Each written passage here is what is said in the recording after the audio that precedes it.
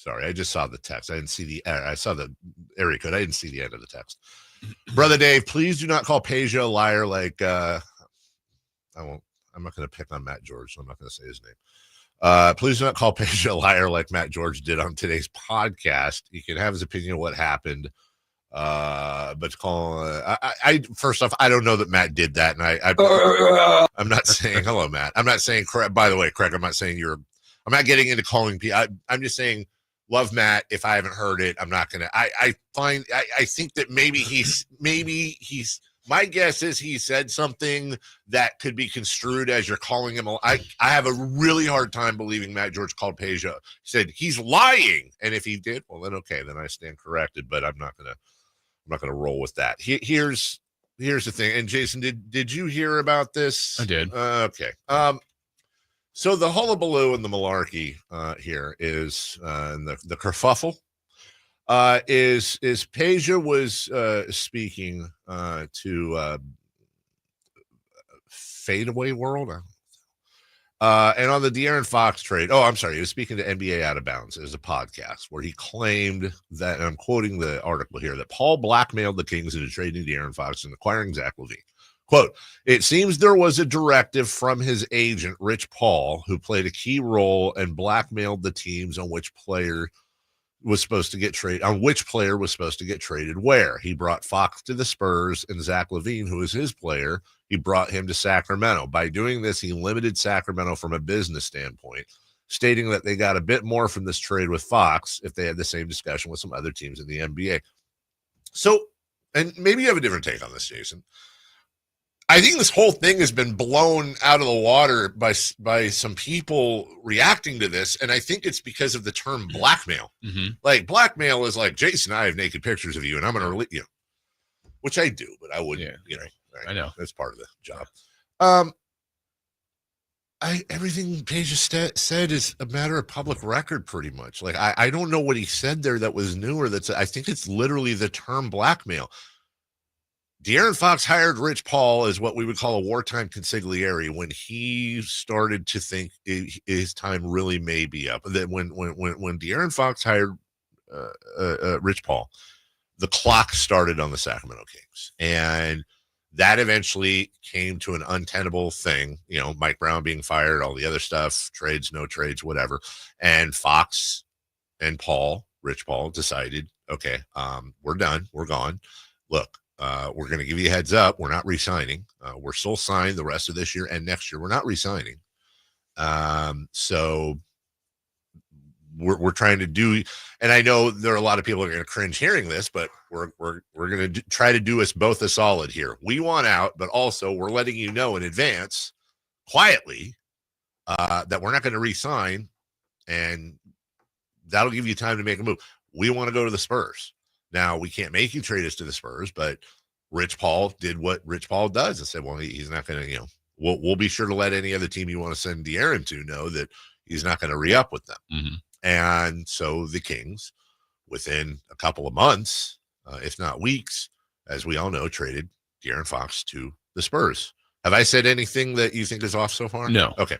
So when you read now blackmail, again, that's the word I think everybody's tripping on. It's not substitute blackmail for leverage. He didn't look. And again, I think everything Peja said is 100% true.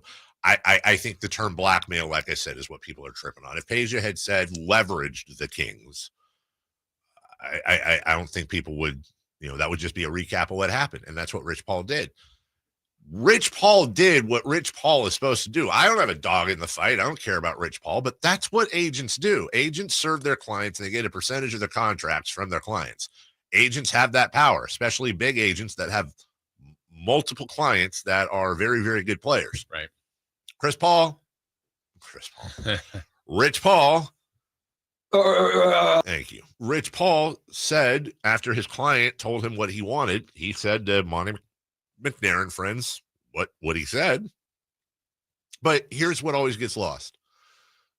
They didn't have to trade De'Aaron Fox. He was under contract for another year and a half. Right. They didn't have to trade De'Aaron Fox before the trade deadline. They could have waited until the summer when the Spurs had the number 2 pick. Stephon Castle won Rookie of the Year and blah, blah, blah, blah, blah. Also, how do we know even that the Spurs would even want to make that trade? Because now Kevin Durant's available. They need to load up for that. The fact that people are so positive that the Kings couldn't have traded Fox somewhere else, or that Fox would not have ended up signing with somebody else, or that another team would not have traded for De'Aaron Fox. Matt, speaking of Matt George, I thought he did a video thing yesterday. I thought he made a lot of great points, including you wait till the end of the season and look at a team like Houston. Mm-hmm. Fred VanVleet did not have a good postseason. Maybe they think they need to go a little bit younger and different with De'Aaron Fox, and you get something from them. And that's also Texas, and they're able to work something out with. They didn't even they bent over and collapsed. Yeah, everybody that has been eliminated in the postseason wasn't eliminated at the trade deadline, right? They all had hopes of, hey, we could be champions. Yeah, that's right. You could be. Now you're not. Now there's a certainty of that. So what are you missing? And for some, maybe it would have been a point guard like De'Aaron Fox. And so now all of a sudden your pool, you still could have worked with the Spurs. Yes. But talk about leverage. It's like, hey, yeah, Spurs, I know you're interested, but so is team 1, 2, 3, 4. This is what they're offering. What do you got for us?